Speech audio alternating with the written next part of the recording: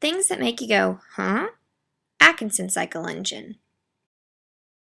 Like the Otto cycle engine, the Atkinson cycle engine has 4 strokes: intake, compression, combustion, and exhaust. However, the duration of these 4 strokes with an Atkinson cycle engine are different because of the different intake and exhaust valve opening and closing times.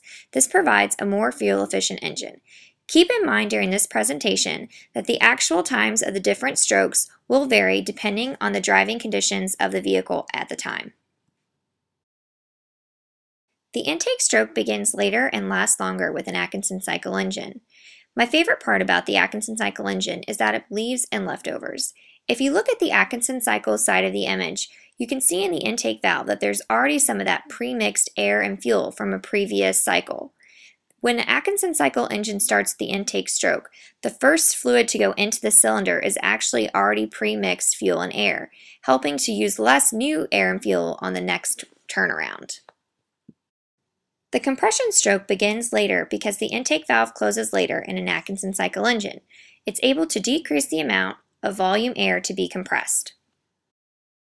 The power stroke is slightly longer with an Atkinson cycle engine because of the high expansion ratio and the later opening of the exhaust valve. This helps extract more energy from the fuel, providing better fuel economy for your vehicle. The exhaust stroke is shorter on an Atkinson cycle engine, which is fine because we're really just spending less time on getting rid of gas, not necessarily less time creating power.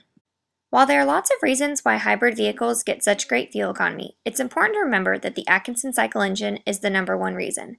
By simply adjusting the duration of its 4 strokes, this vehicle is able to deliver more power and fuel economy than traditional vehicles using the exact same amount of air and fuel. I hope you enjoyed this video and let me know if you have any questions.